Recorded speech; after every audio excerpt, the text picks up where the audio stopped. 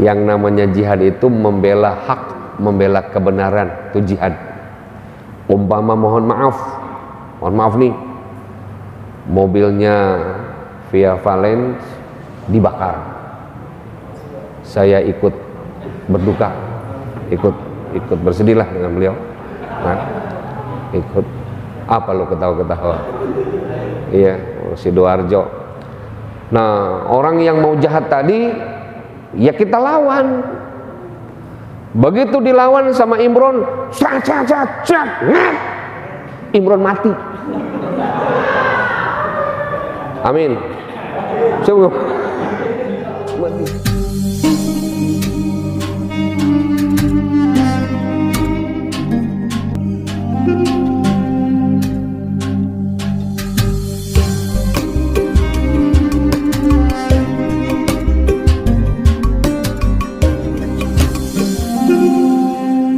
Assalamualaikum warahmatullahi wabarakatuh. Bismillah walhamdulillah, la haula wala quwata illa billah, wassalatu wassalamu ala rasulillah, la nabiyya ba'dah. Para asatidz, para kesepuhan, ketua dan segenap DKM Nur Syahid, guru kita Ustadz Mukhlis, Ustadz Aus, Ustadz Rashid, orang tua kita hadir, Bapak Haji Meli, jamaah dari Al-Munafi'ah dan yang lainnya, adik-adikku remaja Nur Syahid, mudah-mudahan semuanya dimuliakan Allah Subhanahu wa taala. Kajian kita Al-Qur'anul Karim, insyaallah kita akan mencoba membahas surah Al-Baqarah ayat 215 dan seterusnya. Mudah-mudahan sedikit banyak dapat kita mentafakurinya dan mudah-mudahan dapat kita amalkan dalam kehidupan kita sehari-hari.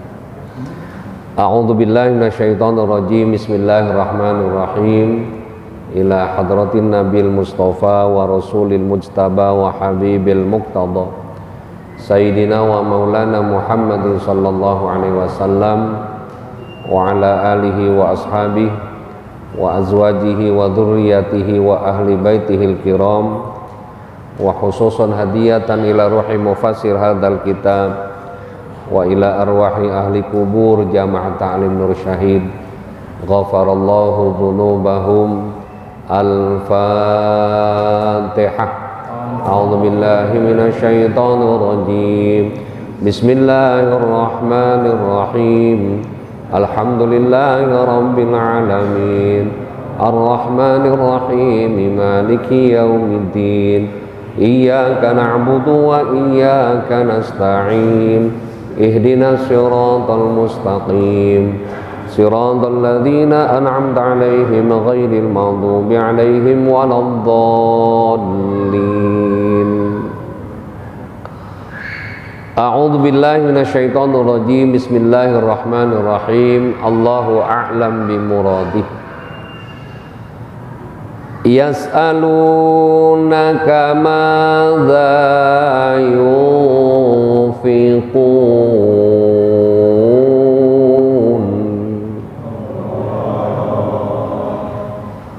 Nyaut Allahnya kayak orang yang mau ngabisin. Allah, kurang semangat. Qul ma anfaqtum min khairin falil walidain.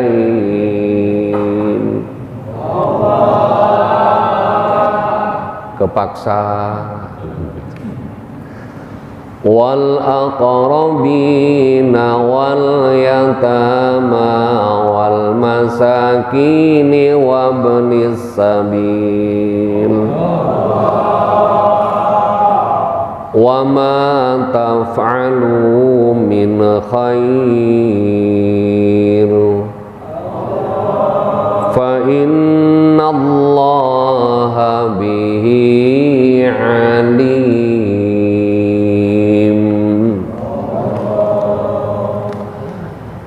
Yas'alunaka, mereka bertanya kepadamu Muhammad. Siapa dia? Dalam tafsir ada orang tua tapi kaya. Tua kaya, mantap bener nih. Beliau adalah Umar bin Jumuh. Madza yunfiqun, tentang apa yang mereka infakkan. Jadi kalau bahasa kita, ini bagaimana nih cara berinfak nih, cara mengeluarkan infak nih, bagaimana caranya? Hartanya berlipat, rumahnya tingkat, mobilnya mengkilat, istrinya hidupnya manfaat, di akhirat dapat nikmat. Amin. Gitu dong, mudah-mudahan diijabah. Jadi Umar bin Jumuh, orang yang sudah sepuh, udah tua, hartanya berlipat, nanya bagaimana caranya berinfak. Zaman sekarang orang kaya begini nih jarang-jarang ini, jarang-jarang bertanya tentang tata cara berinfak. Nah, garis bawahi, infak di sini infak sunnah. Sebab dalam Al-Quran kata infak juga bisa disebut zakat. Wa anfiqu mimma razaqnakum, dan bayarlah zakat apa yang telah Allah berikan rezeki kepada kalian. Jadi infak di situ adalah zakat. Kalau di sini infaknya infak sunnah. Jadi berinfak itu sunnah. Makanya kalau zakat hati-hati, sebab nanti di depan ini ceritanya begini. Qul ma anfaqtum min khairin falil walidain.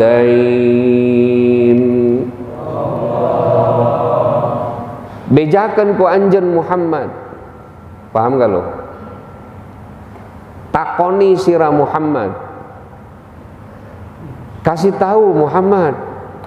Sama siapa tadi? Sama Umar bin Jumuh, bahwa ma anfaqtum min khairi falil walidain, apa saja harta yang dinafkahkan hendaklah berikan yang pertama lil walidain, kepada kedua orang tua. Tuh beda tuh. Kalau zakat hati-hati. Kalau zakat mah Rasulullah sampai melarang untuk keluarganya. Kata Rasul, aku haramkan menerima zakat seluruh Bani Hashim. Maksudnya siapa? Seluruh keturunan Rasulullah. Emang beda zakat sama infak mah. Zakat kata orang Betawi mah, maaf, dakinya orang. Makanya jangan rebutan sama zakat mah.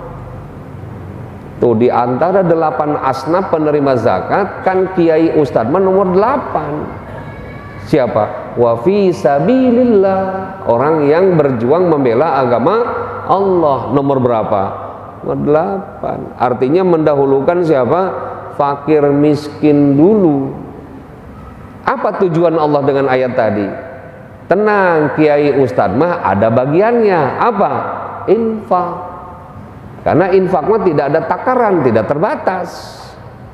Tapi tadi kata Allah, min khairin, dari sebaik-baiknya infak itu lil walidain, diberikan kepada kedua orang tua. Berinfak sama orang tua. Jamaah Nur Syahid ada yang masih punya orang tua, alhamdulillah. Sehat semua? Bukan main. Lama amat kita nggak jumpa ya. Tuh, masih punya orang tua nggak? Tuh, Transfer orang tua Mas Yani tiap bulan, Pak, ala kadarnya, cukup nggak cukup buat bulan Juli 500 juta ya Pak ya, transfer, kasih, mohon dihabiskan Pak. Tuh,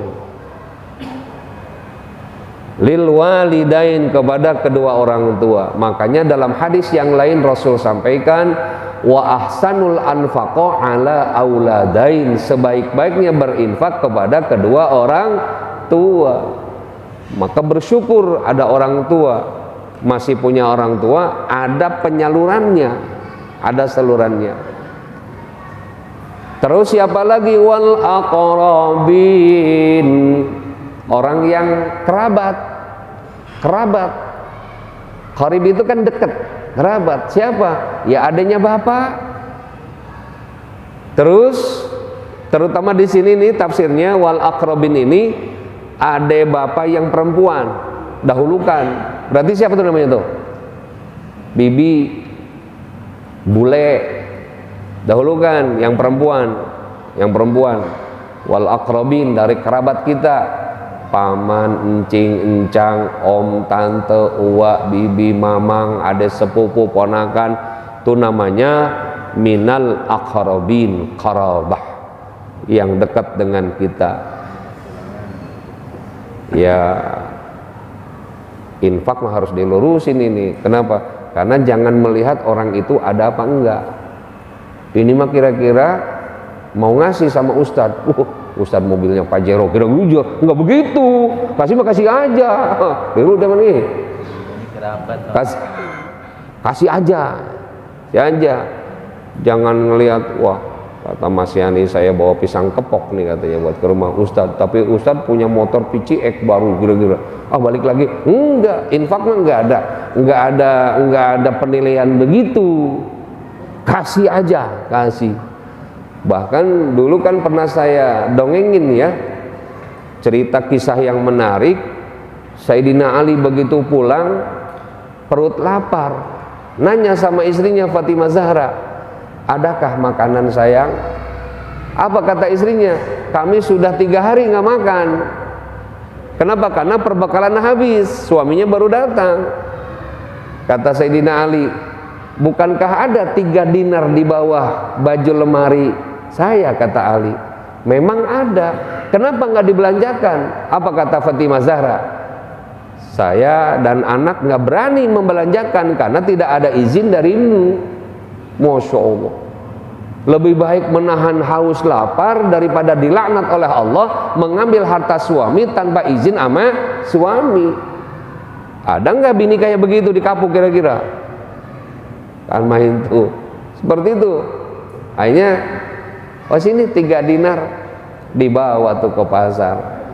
Di tengah perjalanan ada yang anak muda sambil jongkok, tangannya ke atas seperti orang yang minta-minta.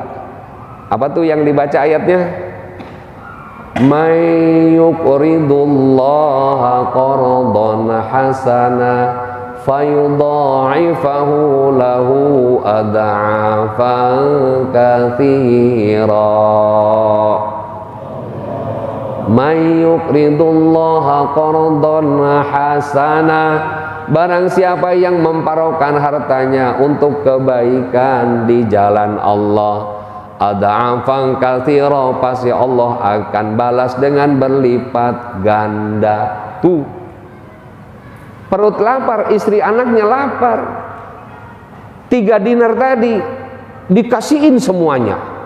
Ame Ali nggak kerasa, berangkat ke pasar, dia buka catatan belanjanya. Iya, begitu dirogoh kantongnya, nggak ada tuh uang 3 dinar. Dia ingat di jalan dikasihin semua sama yang minta-minta. Pulanglah Ali. Sampai ke rumah, istrinya senyum. Kenapa senyum?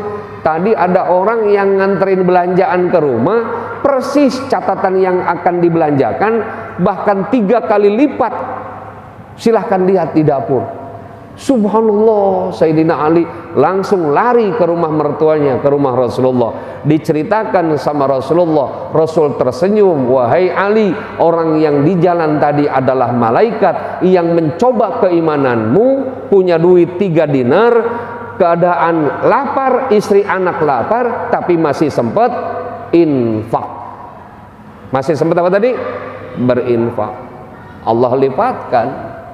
Sumbulatim mi'atu habbah. Bahkan jangan lupa bercabang sampai mi'atu habbah, sampai 100 cabang. Itu yang namanya infak. Beda dengan jamaah di mana gitu, masjid apa, begitu sholat Jumat ada kotak amal datang. Jauh, masih jauh tuh kotak amal, pura-pura zikir, subhanallah, subhanallah, subhanallah. Begitu semakin dekat, Allahu Akbar, Allahu Akbar. Begitu jauh, alhamdulillah. Jamaah mana tuh ya? Pokoknya masjidnya yang deket pasar kalau nggak salah lah, pasar lah. Hal itu ya. Nah, oke. Selanjutnya wal yatama, berikan infak itu kepada orang yatim, anak yatim. Dari zaman baheula kita bahas terus yatim. Siapa yatim yang ditinggal oleh pencari nafkah? Siapa coba? Bapak, itu namanya yatim. Kalau ditinggal ibu dikasih santunan, nggak boleh, dosa. Tuh hati-hati. Rasul marah banget. Kira-kira ada ibunya meninggal, anaknya disantunin, wah nggak boleh itu. Sebab nanti bapaknya akan keenakan nanti, tidak tanggung jawab. Ini yatim, yatim tuh selalu konsen Rasulullah dengan yatim, dengan yatim. Saya belum sempat waktu ini, 2 minggu yang lalu BCL selesai idahnya. Iya, tanggal 29 yang lalu, Bunga Citra Lestari. Saya pengen nengok anaknya itu. Ada itu ya. Tuh yatim tuh, yatim, yatim. Wal yatama yatim, yatim yang ditinggal ayah. Siapa yang yatim itu? Dia yang sebelum akil baligh. Kalau sudah akil baligh ya bukan yatim lagi statusnya, udah. Karena dia udah dewasa dia. Suruh nyari duit sendiri. Nah ini kan sejarahnya diambil dari status Nabi Muhammad SAW ketika beliau diurusi oleh pamannya Abu Thalib. Ketika akil baligh umur 16 tahun, Muhammad kecil dipanggil oleh Abu Thalib. Mad, sini, ada apa paman? Kamu sekarang udah dewasa. Ayah kamu almarhum meninggalkan 2 kebun kurma dan 4 ekor unta yang dititipkan kepada aku. Nah 4 ekor unta itu dipelihara, beranak pinak. Dan 2 kebun kurma tadi hasilnya ini semuanya. Silahkan Mad, ini punya kamu. Tuh.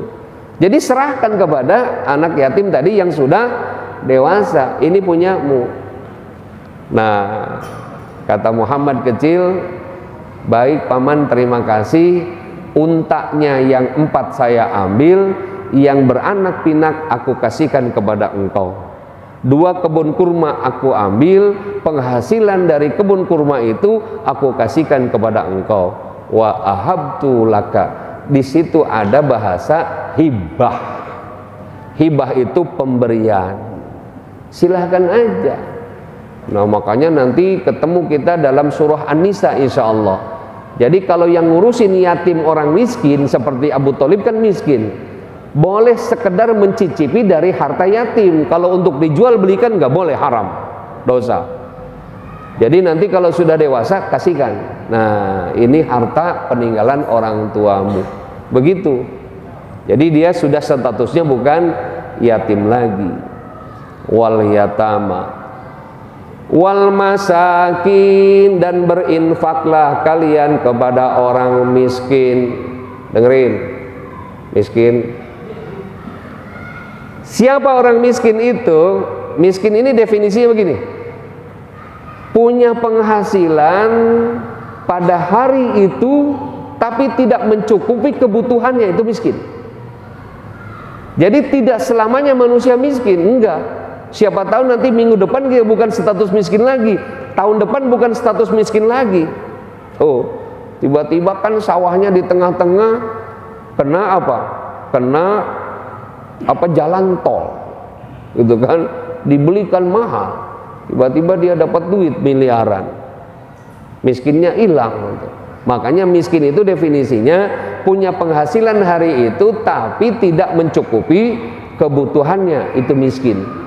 Miskin tuh Kang beca dapat 20.000 sehari semalam, anaknya 17, orang biangnya 4 sih, gitu ya. Itu miskin tuh, miskin. Kasih tuh infak sama orang miskin. Nggak usah ditanya agamanya apa, sholat apa kagak, yang jelas dia miskin, udah kasih, kasih aja udah, pahala. Jangan kita mau nyumbang, bang, Islam apa bukan? Bukan, nggak jadi. Jangan, kasih aja udah, kasih. Kalau memang dia miskin. Wabnis sabil. Nah, Ibnu Sabil ini orang yang sedang dalam perjalanan menuntut ilmu Allah, para santri, gitu ya, yang membela agama Allah, kesana kemari kurang ongkos, kasih tuh infak, saya infak, kasih dia sedekah, infak ke situ tuh. Wa ma taf'alu min khairin fa innallaha bihi alim. Dan apa saja yang kamu perbuat tentang kebaikan. Nah, disinilah yang namanya infak sedekah bukan berarti materi saja. Ilmu disampaikan ke yang lain, sedekah. Senyum dengan tetangga, sedekah. Memberi pencerahan, sedekah, gitu. Hadroh Nur Syahid remaja menghibur orang dengan syair-syair agama, sedekah. Paham? Sedekah sih sedekah katanya. Ya kalau dari pagi sampai dohor ya. Jadi itu namanya wa ma taf'alu min khairi. Apa saja bentuknya yang baik itu bagian daripada infak, daripada sedekah. Fa innallaha, maka sesungguhnya Allah bihi alimun, maha mengetahui segalanya. Tahu Allah, tahu. Jadi mengetahui Allah segalanya bagi siapa yang memparokan hartanya di jalan Allah, baik berupa materi maupun non materi. Makanya bahasa hadisnya sering kita bahas. Kata Rasul, idza mata ibnu adama in qata'a amaluhu illa min salasin. Yang pertama, shadaqatin jariyah. Bahasanya sedekah. Kenapa? Karena sedekah itu ada dua dimensi. Satu bil mali, dengan harta. Yang kedua bil amali, dengan tenaga. Tuh. Artinya, wahai umat Islam, kalau memang punya harta, sumbangkan hartanya buat agama. Tidak punya, tenaganya buat agama. Idealnya harta dan tenaga buat agama. Itu namanya sedekah. Jadi bahasa Rasul itu bahasa bijaksana. Sebab khawatir beliau, umatnya kan tidak semua punya materi, tidak semua punya uang, tidak punya harta semua. Terus bagaimana orang pengen ke surga dengan wasilah sedekah? Apanya tadi? Tenaga, pikiran, doa. Udah, tenaga, pikiran, doa bagian daripada amalan daripada wa anfiqu mimma razaqnakum. Tuh yang pertama. Yang kedua, kutiba alaikumul qitalu wa huwa kurhul lakum wa asa an taqrahu syai'an wa huwa khairul lakum wa asa an tuhibbu syai'an wa huwa syarrul lakum wallahu ya'lamu wa antum la ta'lamun. Lihat ayatnya. Kutiba alaikum, diwajibkan atas kalian, ay furido alaikum, atau difardukan atas kalian. Waduh, apa yang diwajibkan oleh Allah? Al-qital, berperang. Qital di sini artinya ya berperang, maksudnya membela agama Allah, agama Allah. Kata Ibnu Katsir, ayat ini adalah ayat mansukh. Artinya sekarang ini sudah tidak ada perang secara fisik. Kalau dulu membela agama perang dengan fisik, Masya Allah, Subhanallah, tuh perang dulu mempertahankan agama sampai dengan fisik pertahanannya. Wa huwa kurhul lakum, kata Allah, padahal perang itu sesuatu yang kurhun, yang dibenci. Nah, kalau bahasa sering kita ngedengar itu mah makruh. Artinya apa? Yang dibenci sama Allah. Pasti akal yang normal, perang itu sesuatu yang dibenci manusia. Menang jadi arang, kalah jadi sampah, itu perang. Resikonya apa? Resikonya kalau satu mati, atau cacat, atau hilang segala-gala, itu perang. Sesuatu yang dibenci oleh manusia, sesuatu yang dijauhi oleh manusia. Tuh, itulah yang namanya perang. Masya Allah, bisa kebayang perang pertama kali Rasulullah dengan kaum kafir, namanya perang apa dek? Perang apa? Perang Badar. Perang Badar. Terjadi perang Badar kenapa? Karena faktor orang Mekah kalah strategis sama Rasul. Jadi ceritanya Rasul kan hijrah ke Yasrib, sekarang jadi kota Madinah. Yasrib itu al-hududu taftish. Di situ ada checkpoint, ada penjagaan bagi siapa saja pedagang Arab yang mau melewati ke luar negeri, harus lewat Yasrib. Yasrib dikuasai sama Rasulullah, yang pada akhirnya pedagang Mekah nggak bisa nyebrang ke negara lain. Kenapa? Karena harus masuk Yasrib. Sementara Rasul dulu diusir dari Mekah, beliau hijrah ke Yasrib. Itu makanya kata Abu Jahal, udah perang aja kita. Kata Abu Lahab, udah kita perang aja, kumpulin pasukan sampai 1000 pasukan Abu Jahal, kafir Quraisy. Rasulullah punya bala tentara cuma berapa? 313.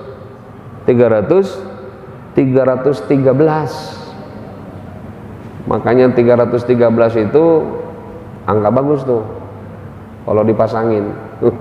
Bagus tuh. Bagus tuh. 313. Oke ya. Bagus tuh. Masya Allah. Padahal tadi perang Badar bulan apa dek? Perang Badar bulan Ramadan. Tanggal berapa? 17. Jam berapa? Ya keluar matahari. Karena perang mah aturannya keluar matahari sampai tenggelam matahari. Itu aturan perang. Jadi kalau malam tidak boleh perang. Tidak boleh. Tuh, itu perang tuh, perang. Oke. Wa asa an taqrahu syai'an wa huwa khairul lakum. Asa dulu kita bahas. Ini kalimat-kalimat litamani dan litaraji, suatu kemungkinan, mengerak-ngerak. Asa an takrahu syai'an, boleh jadi kata Allah, apa yang engkau takutkan perang, apa yang engkau benci, justru menurut Allah bagus. Justru menurut Allah hebat tuh, karena nggak tahu pahalanya perang. Masya Allah. Makanya dalam ayat-ayat jihad yang lain, para mujahid, orang-orang yang berjuang membela agama Allah, itu mereka punya pikiran begini, kematian atau tiang gantungan bagaikan lambaian tangan bidadari. Jadi mereka mah pengen mati di medan perang. Kenapa? Karena tadi kematian bagaikan lambaian tangan bidadari. Masya Allah. Makanya dulu kisah yang menarik, Rasul kan punya paman Sayyidina Hamzah, Sayyidina Abbas, kan udah sepuh, adik bapaknya kan. Kata Rasul, Pak D, apa Pak D? Paman ya? Pak Le. Tahu Pak Le? Pak Le siapa? Ya Pak Le-nya Rasul lah, ya. Itu ya. Ya Rasul. Mang, kata Rasul, udah mamang mah di rumah aja, jangan ikut perang Uhud. Digituin Sayyidina Hamzah marah. Dia bilang, demi Allah dan demi Rasulnya, walaupun saya tua renta, fisik saya sudah mengurang, tapi semangat saya untuk membela agama Allah jangan diragukan. Bahkan Rasulullah tempatkan saya di barisan depan. Coba, aki-aki ngomong begitu. Kalau model begini diajak perang. Mohon maaf Ustaz, ada kepentingan yang lain katanya. Pura-pura dia ada acara lain katanya. Gitu ya. Insya Allah. Itulah Sayyidina Hamzah, Sayyidina Abbas. Nah, boleh jadi sesuatu yang dibenci oleh manusia, ini ayatnya nih umum nih, apa saja nih, bukan berkaitan dengan perang. Makanya Allah seperti itulah terhadap hambanya. Boleh jadi yang dibenci oleh kita, ternyata Allah menyukainya. Sebaliknya, wa asa an tuhibbu syai'a wa huwa syarrul lakum. Sebaliknya, menurut manusia itu bagus, itu bening, itu lezat, itu nikmat, itu enak, itu baik. Tapi wa huwa syarrul lakum, belum tentu menurut Allah itu baik. Belum tentu. Nah, siapa tahu nanti adik-adik remaja Nur Syahid besok lusa nanti disuruh nyalon DPR RI, gitu kan? Nyalon apalagi gubernur. Ya, kalau presiden kan bagian saya. Nah, ceritanya kan itu ya. Begitu nyalon di atas kertas jadi, begitu dihitung suaranya nggak ada, nggak jadi. Nah, sesuatu yang diinginkan jabatan tadi jadi DPR RI, diinginkan jadi gubernur, jadi bupati, tapi ternyata kalah.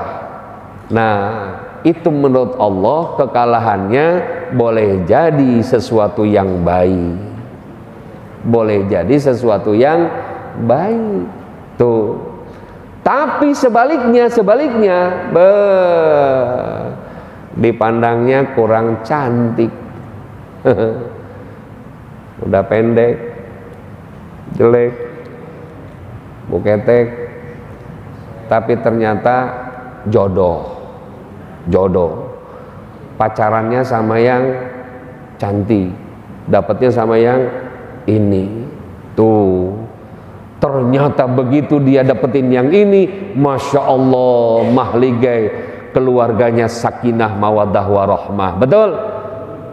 Boleh jadi dengan si cantik tadi ternyata dipandang kasat manusia indah cantik, ternyata menurut Allah tidak indah tidak cantik. Tuh, ada orang yang begitu, untung gua nggak jadi sama dia, ternyata mantan jembatan genit, kira-kira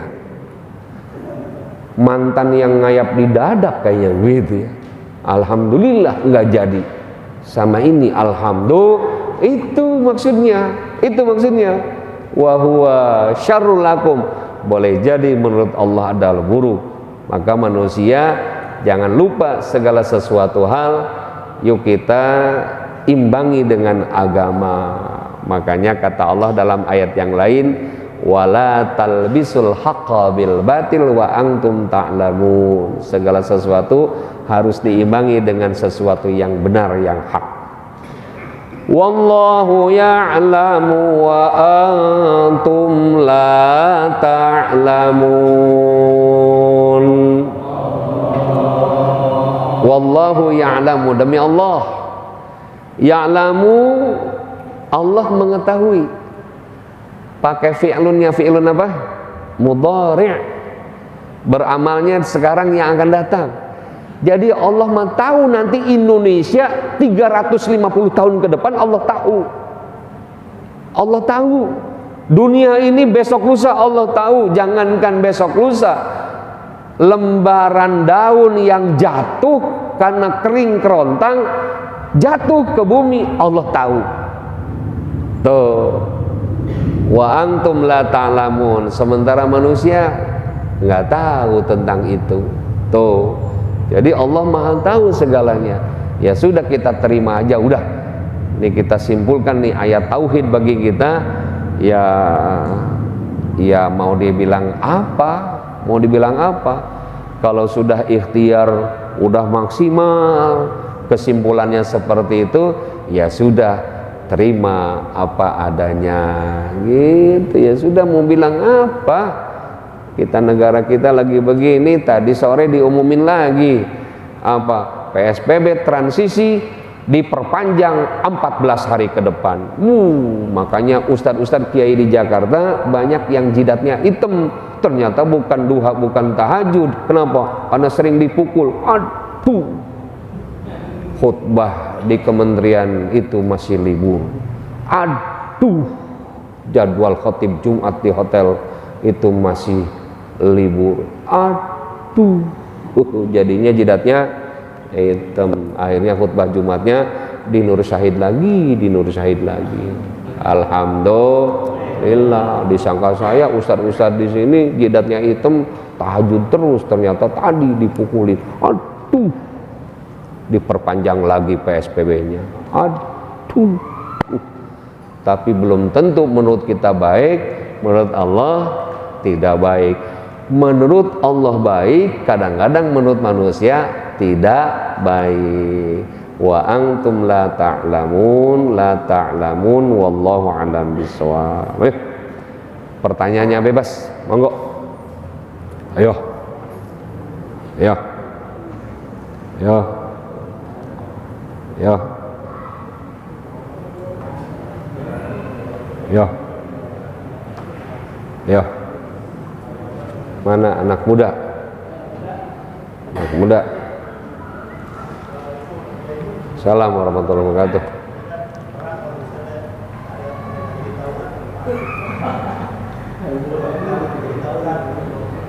Ya. Iya. Itu mah membela lapak. Jadi tidak termasuk jihad. Yang namanya jihad itu membela hak, membela kebenaran, itu jihad.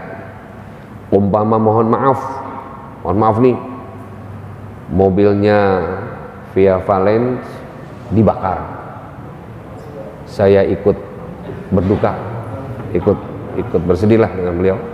Nah, ikut apa lo ketawa-ketawa?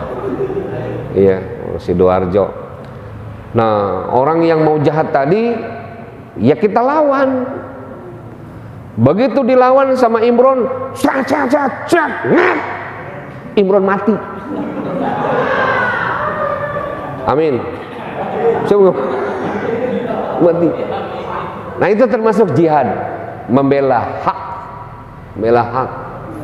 kan haknya dia, bela. Nah, itu termasuk jihad. Ini dia. Nah, jadi konotasi perang itu ya sudah tidak ada sekarang. Sudah tidak ada sekarang. Saya masuk YouTube nggak nih? Ya, pribadi kadang-kadang suka mikirin ya teman kita di Palestina. Bagaimana mau menang melawan Israel? Orang Palestina aja terkotak-kotak. Orang Palestina aja nggak akur, gimana mau melawan musuh? Jadi akurin dulu tuh antara Fatah dengan Hamas, baru angkat senjata, kencingin Israel, tenggelam. Ini di kandangnya sendiri berantem, aduh kan main. Nah, kadang-kadang saya protes begitu tuh, ya kita ngedoain Palestina yang mana nih? Kan itu ya. Mungkin kalau orang nggak pernah ke sana kali, buat pakai bendera Palestina, takbir, ampun. Itu kadang-kadang saya protes begitu ya. Ayo coba bersatu dulu dong kalian, minimal nanti orang yang memperjuangkan juga akan lebih semangat. Kedua, Allah juga tidak akan marah kan itu ya. Jadi seperti itu. Ini mah ya susah. Kita akhiri dengan kafaratul majlis. Subhanakallahumma wa bihamdika asyhadu an la ilaha illa anta astaghfiruka wa atubu ilaik. Walafu minkum. Assalamualaikum warahmatullahi wabarakatuh.